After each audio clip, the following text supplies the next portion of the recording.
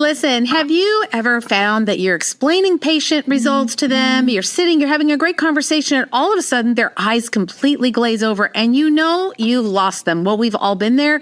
And I'm going to show you today how to prevent overwhelm. I'm going to give you some tools and strategies. We're going to sneak in a little AI, and you are going to be so amazed by the amount of time you're going to save and the better way that you're going to be able to communicate with your patients and let them know what's going on with their lab results or their health. Really simply, let's do this.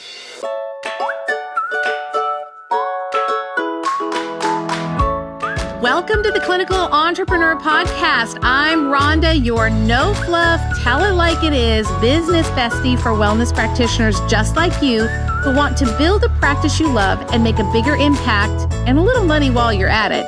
So if you're ready to ditch the overwhelm, attract your dream, ideal patients, and finally run your practice with complete confidence, you're in the right place. Each week, we're tackling things from programs to patient retention to marketing strategies that actually work, sprinkled, of course, with a little sass, a lot of heart, and the step-by-step strategies that will help you get there. So grab your cup of coffee, your notebook, or whatever keeps you going, and let's build a practice you love and a life you love together. Today, we're going to talk about how to simplify lab results for your patients. Now, I don't know about you, but they say doctor means teacher, and most of us, in fact, I don't know that I've ever met someone, a practitioner anyway, who says that they don't want to just explain all the little details because we love all the details and we want to go every single marker and every single lab and all the things we want to tell the patient. And they literally can't hold it all in their brain. It's not that they're dumb. It's just that they, don't have the background, the clinical training, but they also don't understand the words. They don't understand how the markers go together. When you don't understand the physiology and you've got someone just talking, you and me, talking at them, not with them, it just all becomes a crazy soup of overwhelm. So I was thinking about this and thought, well, how can we simplify this? So I'm going to let you inside my brain how it thinks. I think, well, maybe there's a framework or a roadmap or a document, a Canva document or something that is, your top 3 things from your test results. And then I thought, well, that's just one more thing that I have to do. I don't want to have to do another thing just to give it to the patient. And I thought, well, then, what if I miss something? So then there's all that chatter going on. And finally, I just thought, well, there's got to be an easier way to do this. And I know that there are a lot of medical institutions that are using AI to help them kind of simplify, diagnose, and streamline their patient care. So I thought, I'm going to just try this out and see what happens. And by golly, if it didn't work. So then I got with my AI, which you all know that I call very lovingly and affectionately Chatty.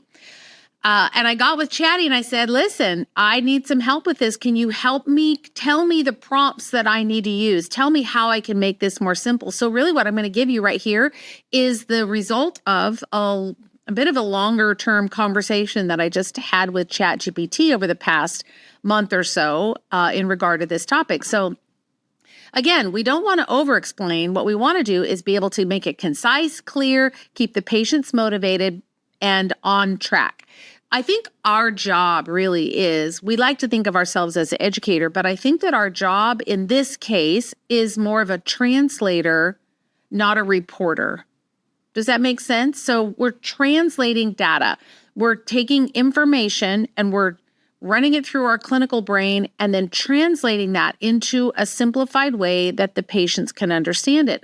They don't need all the things explained. We've established that, right? They just don't need it.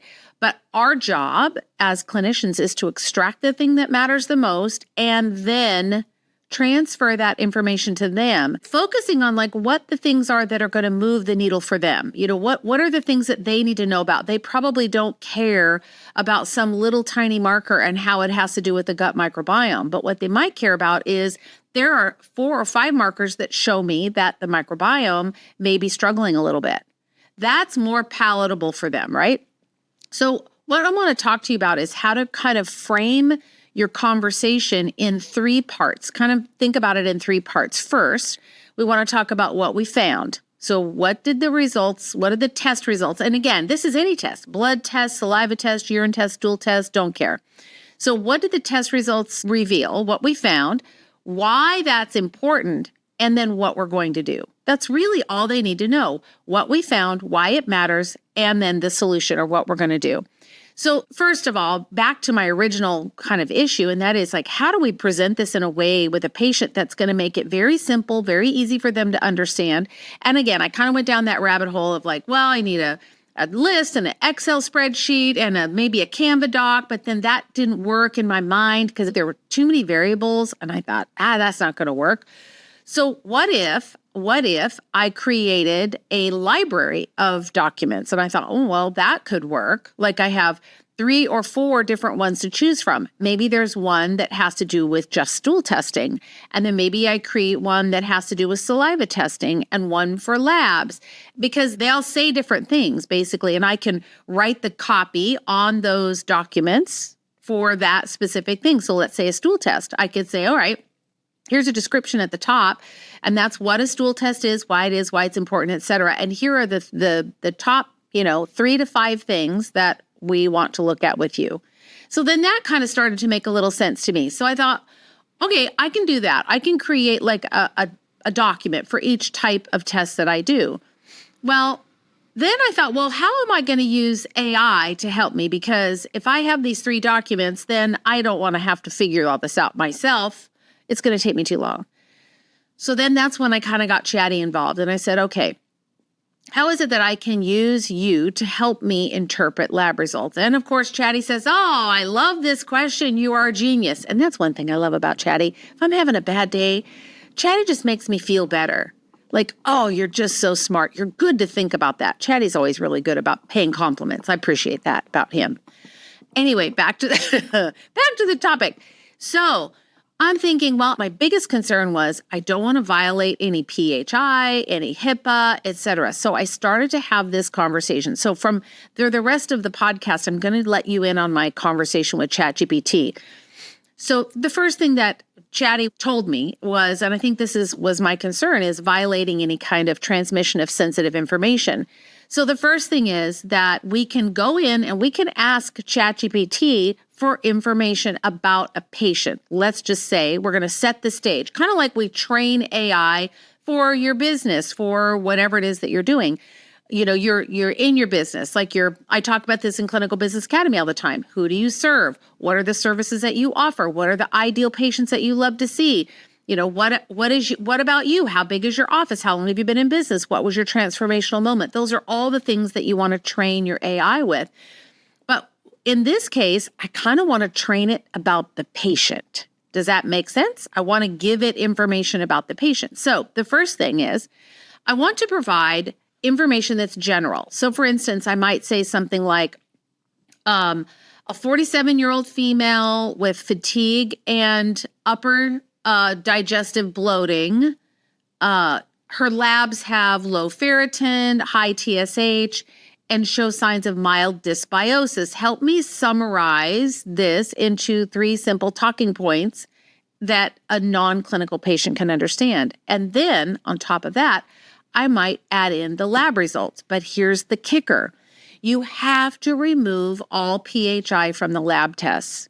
And surprisingly, I think it's kind of shocking myself, but if you upload a lab result, AI can read it and interpret it. And that's really kind of scary if you think about it. It kind of is, but it's happening. I mean, they're doing it all over the place. So this is not anything new. This is just not something that kind of came into my thinking, I think, this way, because I pride myself on being able to provide really personalized care and to use my brain to figure things out. And I really like that. I like the challenge of having to figure something out. But I do know that this is going to help me catch things that I might miss. And I think that's where I'm okay with leaning into AI for this, to help me. So not only am I going to prep or train the conversation about the patient, maybe age, you can even add things about occupation, that kind of thing.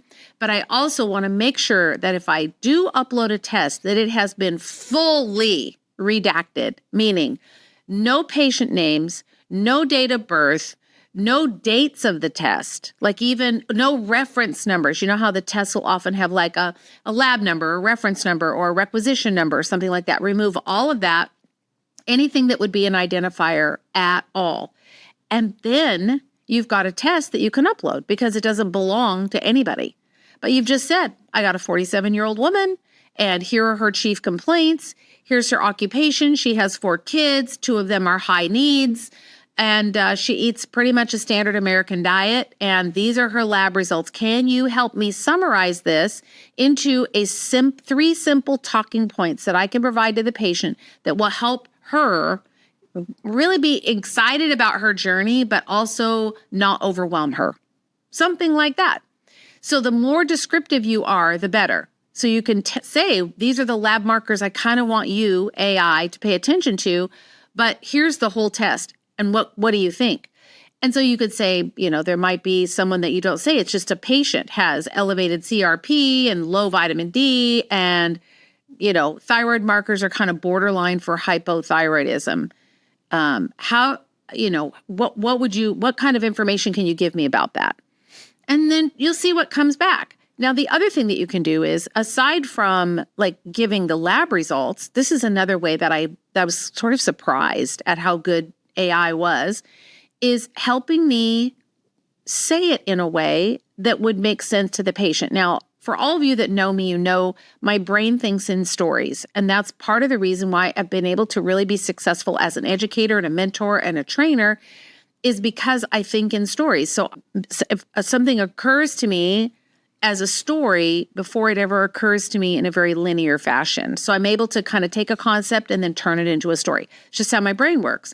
So I thought, I wonder if AI can help me do that. So sure enough, I said, here's a patient that I suspect has a chronic infection, a lot of inflammation, has hypothyroid, and is exhausted all the time to the point that, he comes home from work and just has to go straight to bed. Can you help me explain that, how these things might all be related? Can you give me something that will help me see how these are related and how I can explain it to the patient? Did that make sense to you? That was a long way of saying that. And then what do you know? But AI comes back with like, oh yeah, here's a great analogy, blah, blah, blah. And I get the whole story. I might, though, say, I know this patient is interested in gardening. So what I might do is say, could you please provide me the connection between fatigue, infection, and inflammation, and make it as a gardening story, some story that has to do with gardening. Or maybe we use the story as a car, or some aspect of a car, something that someone's familiar with, right, in their own regular life. Act like a 5th grade science teacher and explain this concept for me to give to the patient, right? So we're not using our clinical jargon. Well, the methylation pathway works this, and the Krebs cycle is this, and you know that it goes from here to here, and homocysteine. No. All day, no. We aren't going to do that. We're just going to simplify it and help the patient, explain it in a way that helps the patient be able to understand. It's not about us. Remember, it's about making the patient successful. So you can ask the AI to help you with analogies or explanations. And then you can also ask it to summarize again and kind of create like the talking points. You could ask it, what are the 3 talking points I need to talk about with the patient, or the 3 most important things I need to discuss? Tell me how I can describe to them what our next steps are. And you can say, this is what I want to do. This is what I think. Can you help me describe that to the patient and lay it out in a way that's very, user-friendly, reader-friendly, easy to understand for them? You could also ask AI to tell you why it matters. Why does this matter? Help me explain it to them in a way that makes it matter. But those are the things, even when you have those like a Canva documents, for like a stool test, you can have those 3 sections, the 3 things we found, why these 3 things matter, and what we're going to do about it. And if you give AI enough context about the patient, non-identifiable, but enough context about it, then it can give you back information. Now, I'm not saying you should rely on this information 100% because AI is not the licensed practitioner, period, never will be, full stop, no.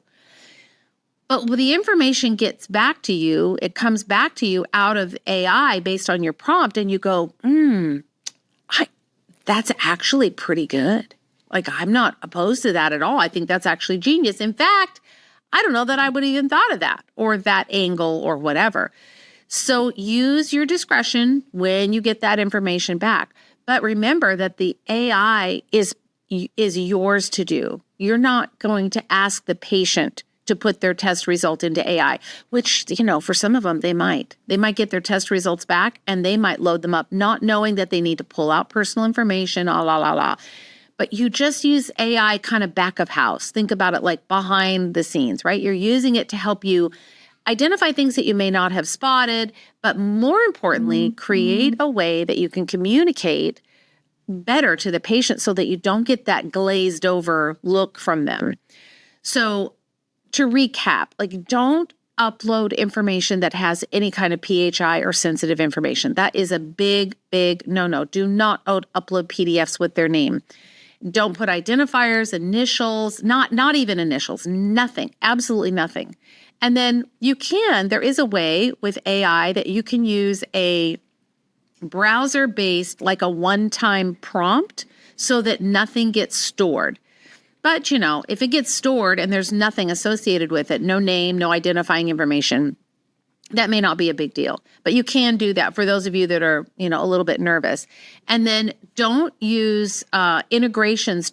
I would not recommend that you try and integrate like an AI with your HIPAA compliant, like practice management software, EHR, or something like that. Just let this be kind of a standalone thing that you do to help you think of a different way that you can talk to patients about their lab results, because it does get it can get complicated and it can really overwhelming for them and for us, because sometimes we don't even know how to always put all of those things together. So I've got a resource for you. It's called Labs to Light Bulbs. Labs to Light Bulbs, that's the name of the resource, is turning your lab results into a light bulb moment for the patient. And so I've got this resource for you, and you can download it and get all of the information. I've got the Canva prompts in there, or the Canva documents in there that I created or my team created. And so the Canva the prompts are in there, or the worksheets, that you can fill and plug and play if you want. And also there are some great AI prompts in there for you to use, and then kind of a recap of what we talked about here, just so that you've got something printed and in front of you. You can go to rondanelson.com/labs to light bulbs, labs to light bulbs, all one word, and you can download that resource and get everything that you need to be able to use AI to help you, well, A, save time. It's going to save you a lot of time.